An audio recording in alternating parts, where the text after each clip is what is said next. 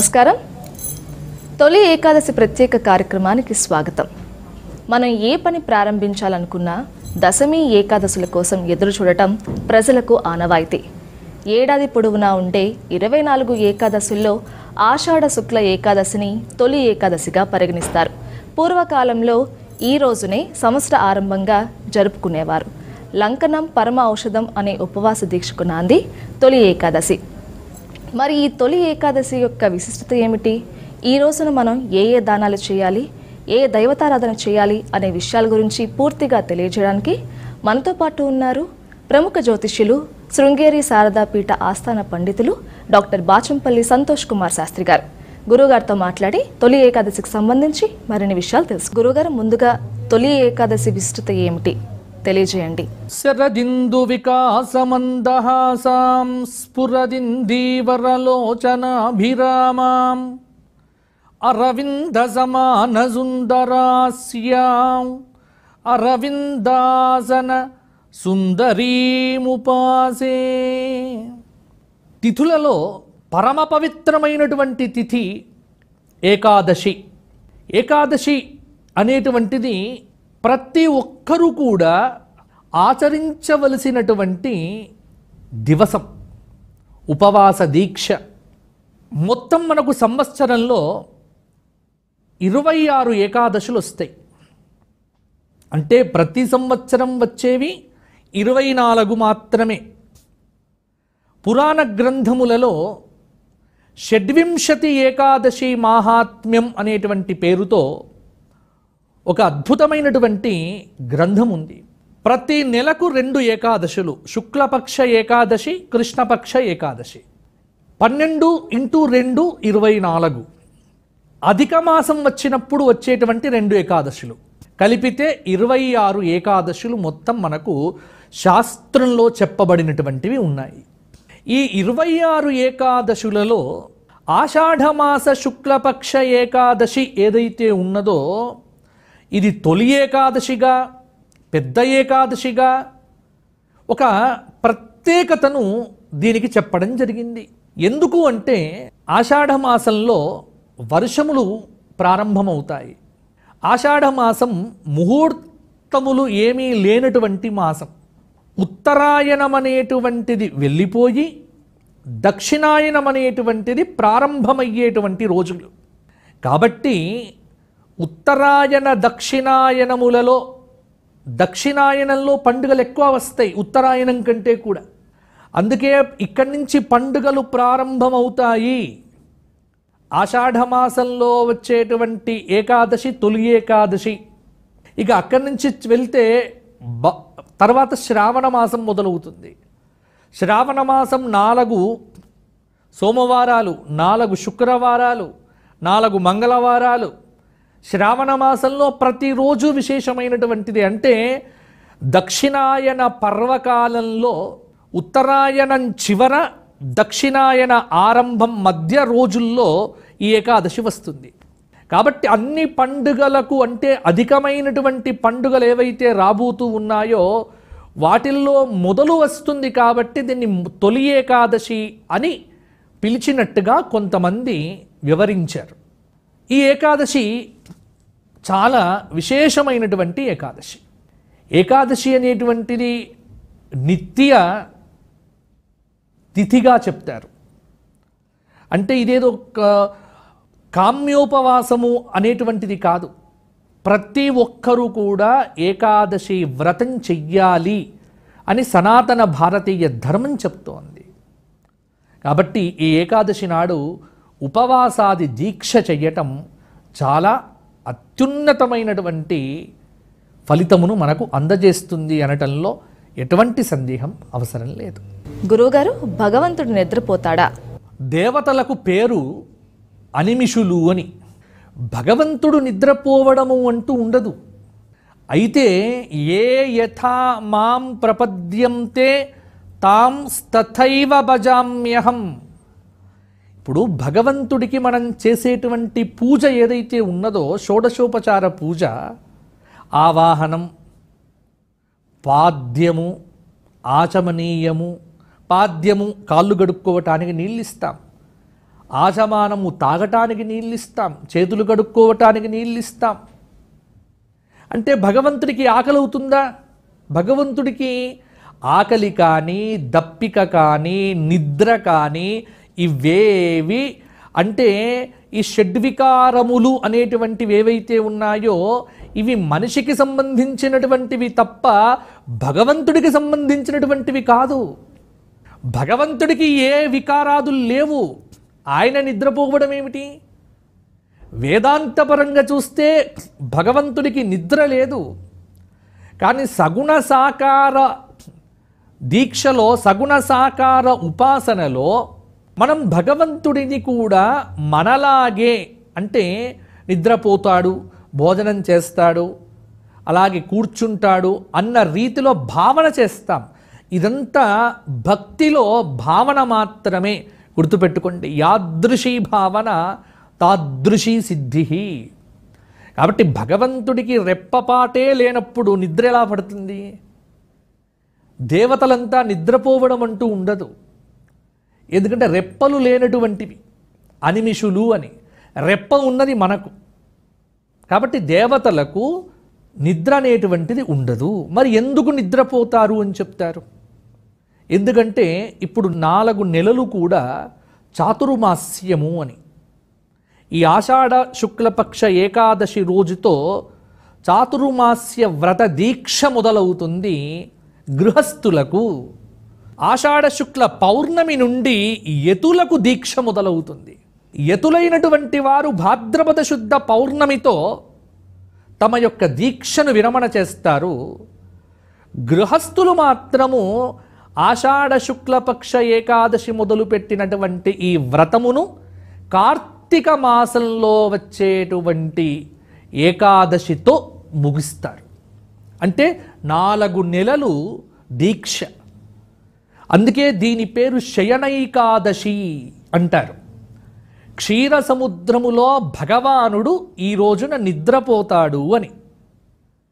ఈ రోజున నిద్రపోయినటువంటి భగవంతుడు ఉత్థాన ఏకాదశి అంటారు. కార్తీక మాసంలో వచ్చేటువంటి ఏకాదశిని ఆ రోజు నిద్ర లేస్తాడు అని చెబుతారు. ఇవన్నీ కథలుగా చెప్పుకోవటానికే కానీ నిజానికి భగవంతుడికి నిద్ర ఎక్కడ ఉంటుంది? భగవంతుడికి నిద్ర, భగవంతుడికి ఆకలి ఇవన్నీ మన భావనలో మనం ప్రేమతో చేసుకునేటువంటి ఉపచారాదులు.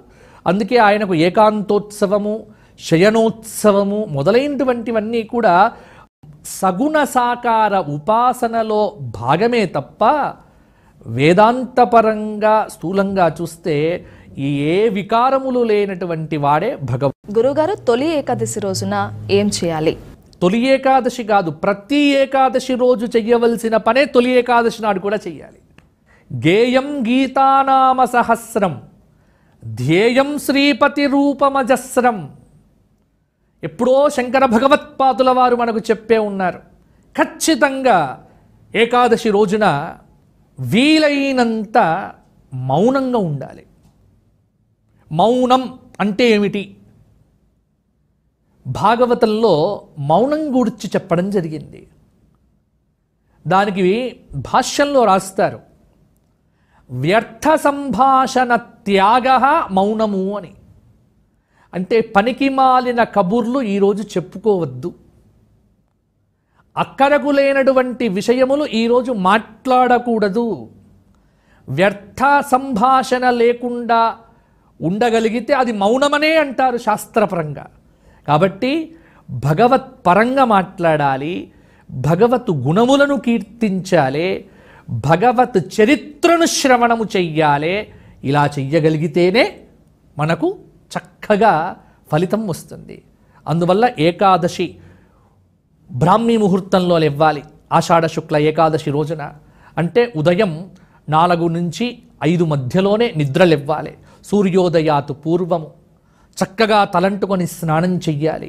స్నానం చేసిన తరువాత మంచి వస్త్రములు కట్టుకొని పూజా గృహమునకు వెళ్ళి దీపారాధన చేసి చక్కగా అర్చన చేసి పుష్పములతో విష్ణు సహస్రనామ స్తోత్ర పారాయణము ఉదయకాలంలో చేయండి. సాయంకాల సంధ్యాకాల సమయంలో శివ సహస్రనామ స్తోత్ర పారాయణం చెయ్యండి. ఉదయం విష్ణు సహస్రం చెయ్యండి.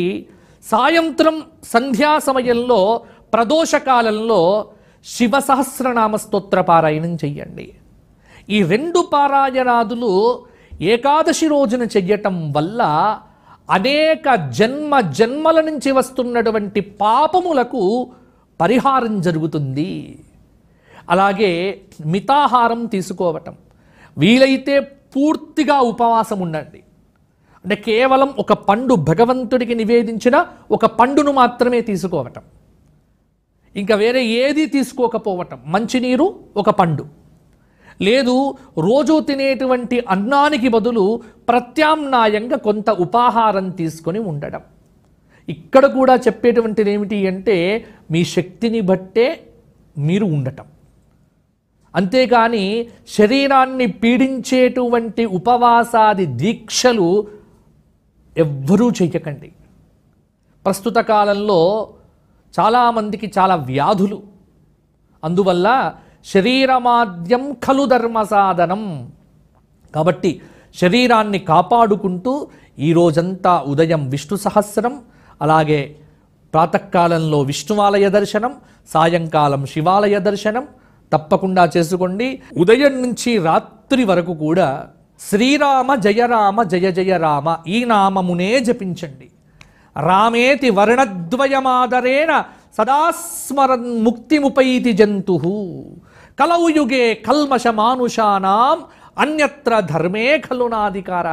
శంకర భగవత్పాదుల వారు చెప్పినట్టుగా ఈరోజు ఎంత భగవత్ స్మరణ చేస్తే అంత మంచిది. కాబట్టి ఏకాదశి నాడు ఇంట్లో పూజ, ఉపవాసము, వ్యర్థ సంభాషణ లేకుండా ఉండటము, దైవ దర్శనం చేసుకోవటము, అలాగే వీలైనంత దానం చెయ్యటం, ఇవి ప్రధానంగా ఈరోజు చెయ్యాలి.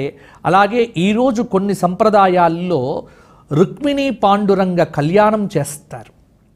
పాండురంగ స్వామి వారి యొక్క కళ్యాణోత్సవాదులు ఈరోజు విశేషంగా చాలా ప్రాంతముల్లో జరుగుతాయి. కాబట్టి ఈరోజు పాండురంగ రుక్మిణీ కళ్యాణాదులు కూడా ఆచరించేటువంటి ఒక సంప్రదాయం మన విధానంలో ఉంది. గురుగారు, తొలి ఏకాదశి రోజున పేలాల పిండి తినాలి అంటారు కదా, ఎందుకు? ఇది ప్రాంతీయమైనటువంటి ఆచారం. ఈ పేలాల పిండి తినాలి అనేటువంటిది మీకు ఉత్తర భారతదేశంకు వెళ్తే కనిపించదు. ఇప్పుడు ఆహార పదార్థాలు తినటం అనేటువంటిది గుర్తుపెట్టుకోండి, ప్రాంతీయతను బట్టే నిర్ధారణ చేయడం జరిగింది.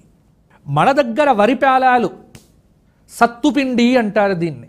సాధారణంగా ఈ సమయంలో సత్తుపిండిని ఆహారంగా స్వీకరించటం వల్ల శరీరంలో చాలా సత్తువ చేరుతుంది, చాలా మంచిది. సత్తుపిండి చాలా చలువ చేసేటువంటిది.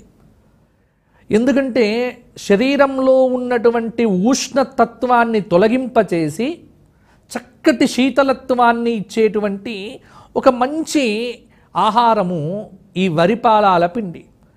అందుకే ఇవాళ భగవంతుడికి ఆ వరిపాలాల పిండిని నివేదనగా పెట్టి అదే ప్రసాదంగా మీరు స్వీకరించాలి అని మన పెద్దలు మనకు ఇది ఆచారకాండలో చెప్పడం జరిగింది. దానికి సంబంధించి కూడా కొన్ని కథలు ఏవో మనకి ఇక్కడ ప్రాంతీయంగా చెబుతూ ఉంటారు. కాబట్టి ఇదే మీకు వరిపాలాల పిండి ఉత్తర భారతదేశంకి వెళ్తే ఉత్తర భారతదేశంలో ప్రతిరోజు వారు పుల్కాలు, చపాతీలు తింటారు. ఏకాదశి నాడు వస్తే దక్షిణ భారతదేశంలో అన్నాన్ని విడిచిపెట్టి పుల్కా, చపాతీ తిని ఉపవాసము అని అంటారు. గురుగారు, తొలి ఏకాదశి పూజా విధానం ఏమిటి? తొలి ఏకాదశి పూజా విధానం ప్రత్యేకంగా ఈరోజు శయన ఏకాదశి అంటాం కదా. దీనికి స్వామివారు చక్కగా ఈ రోజున క్షీర సముద్రంలో లక్ష్మీ సమేతుడై వైకుంఠంలో వారు శయనిస్తారు అని ఒక కథ. కాబట్టి శయన సమయంలో ఏం చేస్తాం? చక్కగా లాలిపాటలు పాడటం, జోలపాటలు పాడటం, భజన గీతాలు పాడటం, ఇవన్నీ చెయ్యాలి ఇవాళ. కాబట్టి శయనైకాదశి రోజున ఖచ్చితంగా ఆచరించవలసినటువంటి పూజా విధానము దైవదర్శనము, స్తోత్రపారాయణము, సద్గురువుల యొక్క స్మరణ, వీలైనంత నామ కీర్తనము ఇవి చెయ్యడము తప్ప వేరే ప్రత్యేకమైనటువంటి పూజా విధానము అంటూ ఏకాదశికి లేదు. మన ప్రాంతంలో చాలామంది స్త్రీలు వచ్చేటువంటి ఋతువు వర్ష ఋతువు కాబట్టి గోరింటాకు పెట్టుకుంటారు. ఆషాఢ మాసంలో ఏకాదశి పర్వదినం వచ్చేసరికి చక్కగా ప్రతి ఒక్కరు కూడా చేతులకు గౌరీ ఆకు అంటారు, గోరింటాకును. దానికి కొన్ని ఆఖ్యానాలు జోడించారు ఈ మధ్యకాలంలో. కాబట్టి గోరింటాకును పెట్టుకొని ఆ గోరింటాకు పండినటువంటి అద్భుతమైనటువంటి హస్తములతో భగవదారాధన ముత్తైదువ స్త్రీలు చేస్తారు. కాబట్టి ఈ రోజున తప్పకుండా మీ ఇంట్లో మీరంతా సామూహికంగా ప్రాతకాలంలో విష్ణు సహస్రనామ స్తోత్ర పారాయణము, సంధ్యాకాల సమయంలో శివ సహస్రనామ స్తోత్ర పారాయణము చెయ్యండి. రాత్రి సమయంలో శయనైకాదశి కాబట్టి జాగారం చెయ్యండి. కాబట్టి ఉపవాసము, పూజ, దానము, జాగారము ఇవి ఏకాదశి నాడు చేయవలసినటువంటి విధానాలు. కాబట్టి ఇలా ఉండి ద్వాదశి తెల్లవారి పారణ చేసి భగవంతుడికి ఆహార పదార్థాలను నివేదన చేసి చక్కగా ఆ స్వామిని ప్రార్థిస్తే ఏకాదశి నాడు చక్కటి పుణ్యము మీ సొంతం అవుతుంది. ఎవరెవరు ఉండాలి ఏకాదశికి అన్న మీమాంస వస్తే అన్నం తినే ప్రతి వ్యక్తి ఏకాదశి ఉపవాసం ఉండాలి. తప్పకుండా ఖచ్చితంగా ఉండాలి ఏకాదశి. మాకు అలవాటు లేదండి, మాకు ఆచారంలో లేదు అనేటువంటి మాటలు చెప్పకుండగా ఖచ్చితంగా మీ శక్తిని బట్టి ప్రతి ఒక్క హిందువు, భారతీయ ధర్మాన్ని ఆచరిస్తున్నటువంటి ప్రతి ఒక్క వ్యక్తి ఈ ఆర్షధర్మ పద్ధతిలో ఖచ్చితంగా ఏకాదశి వ్రతాన్ని ఆచరించి తీరాలి. ఇది మనకు మన ధర్మం చెప్పినటువంటి శాసనం. కాబట్టి అది శాసనమే కాబట్టి మనం అలాగే ఆచరించాలి. ప్రతి ఒక్కరు కూడా ఏకాదశి పర్వదినాన్ని చక్కగా ఆచరించుకొని ఆ భగవంతుడి యొక్క కృపకు పాత్రులు కావాలి అని నేను కోరుకుంటూ ఉన్నాను. గురుగారు, దక్షిణాయనం పుణ్యకాలం వైశిష్టం ఏమిటి? మనకు 2 అయనములు.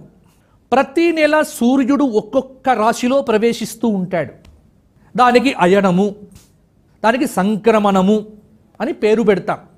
అది సంక్రమణము అంటే తత్ర మేషాదిషు ద్వాదశ రాశేషు క్రమతః, మేషము మొదలైనటువంటి 12 రాశుల్లో సూర్యభగవానుడు చేసేటువంటి సంచారం ఏదైతే ఉందో అది సంక్రమణం. ఇప్పుడు కర్కాటక సంక్రమణం. సూర్యభగవానుడు కర్కాటకంలో ప్రవేశిస్తే అది దక్షిణాయనం. సూర్యుడు మకరంలో ప్రవేశిస్తే అది మకర సంక్రాంతి. సంవత్సరానికి ఉత్తరాయణము, దక్షిణాయనము అని. అగ్ని జ్యోతి అహః శుక్ల షణ్మాస ఉత్తరాయణం. ఉత్తరాయణం దేవతలకు పగలు, దక్షిణాయనం దేవతలకు రాత్రి. అందుకే రాత్రికాలంగా చెప్తారు. అందుకే ఈ దక్షిణాయనంలో దేవతా ప్రతిష్టలు కానీ ఉపనయన సంస్కారాదులు కానీ ఇవేవి ఎక్కువగా ఉండవు ఉత్తరాయణంలో ఉన్నంత విధిగా. ఎందుకంటే దక్షిణాయనం పితృదేవతాపరంగా ఆచరించే కార్యాలు ఎక్కువగా ఉంటాయి. కాబట్టి సూర్యుడు ఎప్పుడైతే కర్కాటకంలో ప్రవేశిస్తారో ఆ రోజున దక్షిణాయన పుణ్యకాలం ప్రారంభం.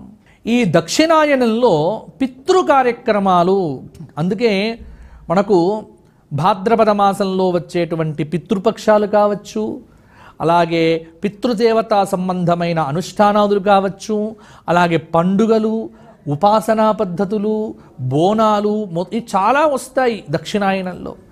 దేవతా ఆరాధన, దేవతా ఉపాసన, పితృదేవత ఆరాధన మొదలైనటువంటివన్నీ కూడా దక్షిణాయనంలో వస్తాయి. దక్షిణాయన పుణ్యకాలము చాలా విశేషమైనటువంటి కాలము. దక్షిణాయనంలో అనేక వ్రతాలు కూడా ఆచరించేటువంటి పద్ధతి ఉన్నది. దక్షిణాయనంలో ప్రతి నెలలో మనకు అనేకమైనటువంటి పండుగలు సంప్రాప్తమవుతాయి. కాబట్టి అనేక పండుగలను మనకు అందించేటువంటి పరిపూర్ణ ఉత్తమ కాలం దక్షిణాయన పుణ్యకాలం. గురుగారు, ఈనాటి తొలి ఏకాదశి ప్రత్యేక కార్యక్రమంలో ప్రేక్షకులకు తొలి ఏకాదశికి సంబంధించి ఎన్నో విషయాలు తెలియజేశారండి. ధన్యవాదాలు.